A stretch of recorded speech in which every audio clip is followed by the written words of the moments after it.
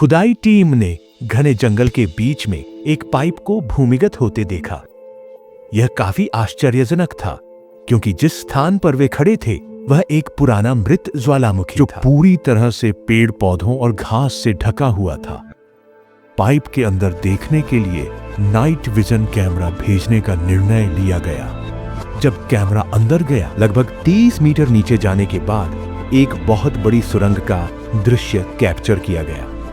2018 मार्च का दिन था और खुदाई टीम दक्षिण पोलैंड के लुबान शहर के पास जमीन से 30 मीटर नीचे कुछ अनोखा देखने वाली थी। एक बार फिर फाइल को खोलने के वीडियो में उत्साह स्पष्ट था। इस टनल के अंदर जब कैमरा घुमाया गया तो उन्हें हैरानी से वहां एक ट्रैक दिखाई दिया। वे अभी भी दुविधा में थे कि यहाँ ट्रैक का क्या उपयोग है।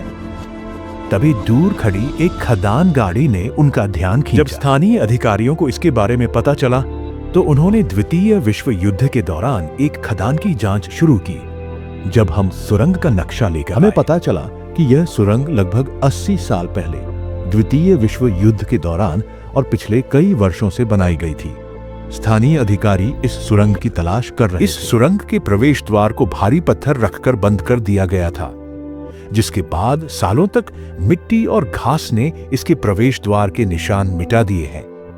लेकिन अंदर से यह टनल नक्शे पर दिखाई गई सुरंग से बिल्कुल मेल खा रही है। पटरियों और नीचे को देखते हुए माइन इसके अंदर कट जाती है। ऐसा लगता है कि इसका उपयोग विश्व युद्ध के दौरान माल स्टोर करने के लिए किया गया था। सुरंग में मौजूद लोहे के ज्यादातर सामान में जंग लग चुका। फावड़े, ड्रिल बिट्स और हुक्म जैसे उपकरण यहाँ उसी स्थिति में पाए गए थे जैसे उन्हें रखा गया था। 80 साल पहले विश्व युद्ध के दौरान नॉर्वेजियन सेना के सैनिक अमेरिका और ब्रिटेन जैसे देश नाजी जर्मनी और जापान जैसे देशों से प्रतिस्पर्धा कर रहे थे। इस दौरान हिटलर की सेना ने हजारों लोगों को भूमिगत होने पर मजबूर कर दिया। बंकरों का निर्माण शुरू में हिटलर द्वारा किया गया था, लेकिन बाद में मित्र देशों की सेनाओं ने भूमिगत सुरंगों और बंकरों का उपयोग करना शुरू कर दिया। प्रथम विश्व युद्ध के दौरान बंकरों का बहुत रणनीतिक महत्व था और उनका उद्देश्य रक्षा और अपराध दोनों के लिए था। यानी कुछ जगहों पर उनका काम दुश्मन के हमलों से बचना था और अन्य स्थानों पर उनका उपयोग दुश्मन पर हमला करने के लिए किया जाता था। ये बंकर दुश्मन के हवाई हमलों और तोपखाने के गोले से सुरक्षित थे और सैनिकों को एक सुरक्षित आधार प्रदान कर रक्षात्मक बंकरों को फ्रंट लाइन पर इस तरह से डिजाइन किया गया था कि वे जर्मनी की अटलांटिक दीवार जैसे दुश्मन के हमलों को रोक सके, जो मित्र देशों की सेनाओं के हमलों के खिलाफ एक मजबूत बाधा थी।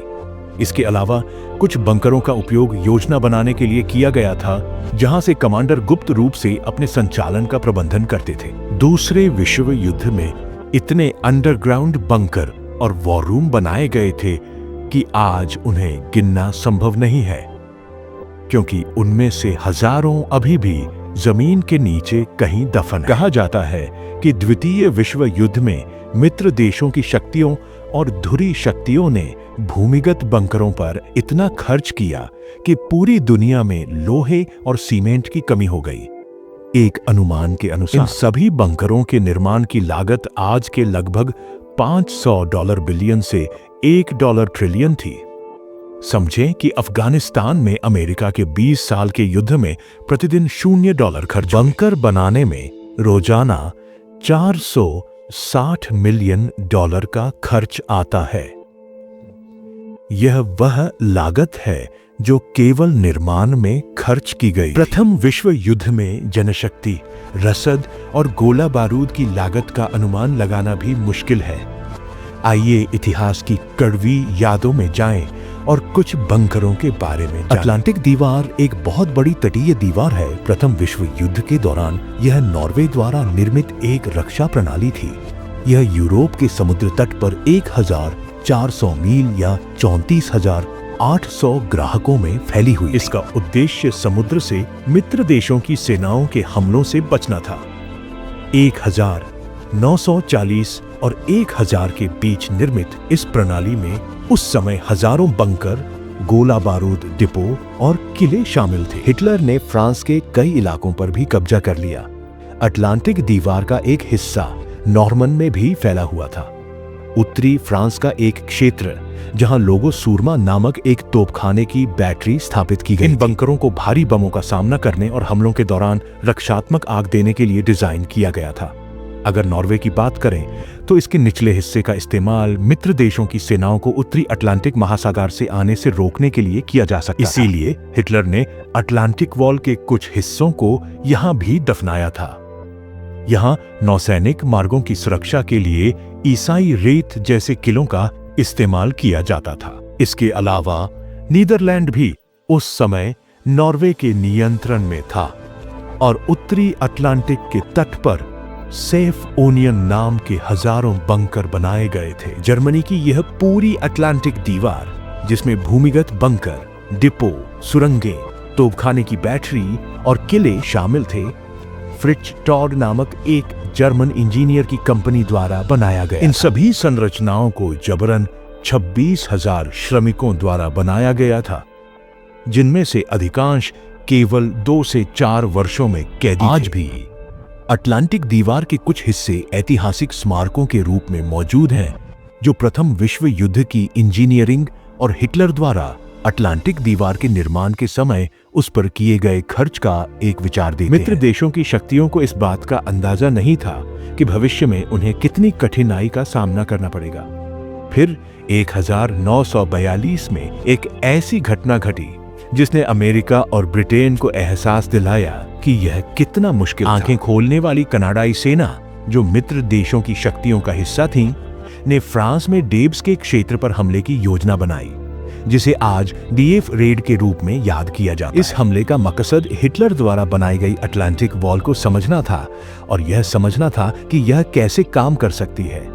यह इन मजबूत कंक्रीट बंकरों के कारण है कि मित्र देशों के हमले को बुरी तरह से विफल कर दिया गया था। मित्र देशों की सेना जो समुद्र तट पर उतरने की कोशिश कर रही थी, नाजी जर्मनी के शक्तिशाली क्रॉसफायर का शिकार बन गई। यह मित्र देशों की सेनाओं के लिए एक बड़ा झटका था, क्योंकि उन्होंने अटलांटिक दीवार की ताकत पर बहुत भरोसा किया था। ये 3,600 या तो मारे गए या नाजियों द्वारा युद्ध के कैदी बन गए। डीप रेड के बाद मित्र देशों की सेनाओं को एहसास हुआ कि अगर उन्हें हिटलर के शासन पर सफलतापूर्वक हमला करना पड़ा तो उन्हें बंकरों और रक्षा प्रणालियों की प्लानिंग में काफी निवेश करना होगा। इसलिए यूनाइटेड किंगडम, फ्रांस, सोवियत संघ और कनाडा में बंकरों और सुरंगों के निर्माण पर बहुत पैसा खर्च किया गया। चर्चिल वॉर रूम एक भूमिगत परिसर में बनाए गए थे।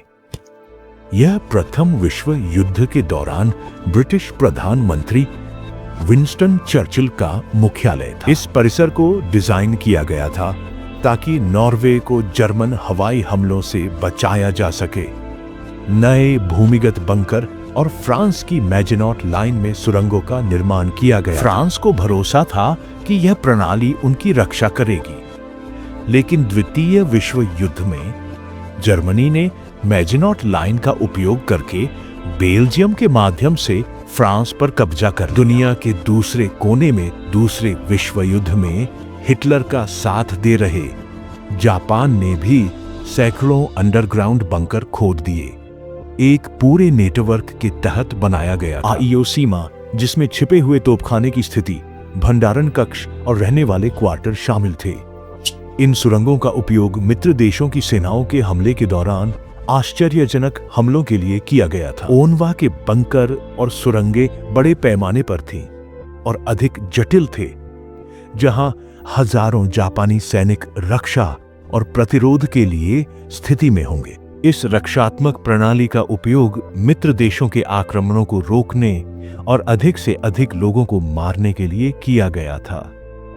दूसरे विश्व युद्ध के दौरान विभिन्न देशों द्वारा बनाए गए बंकरों की इंजीनियरिंग किसी चमत्कार से कम नहीं है। सबसे पहले युद्ध था, ऊपर से हर चीज की कमी थी, और इन सब चुनौतियों के साथ साथ हर गुजरते पल में हवाई हमले का खतरा बना रहा और भूमिगत सुरंगों का निर्माण करते समय श्रमिकों की भी दम घुटने से मौत हो गई। लेकिन इन तमाम चुनौतियों के बावजूद हजारों बंकर तो बनाए ही नहीं गए, बल्कि उनमें से कई आज भी उसी हालत में जमीन के नीचे छिपे हुए हैं।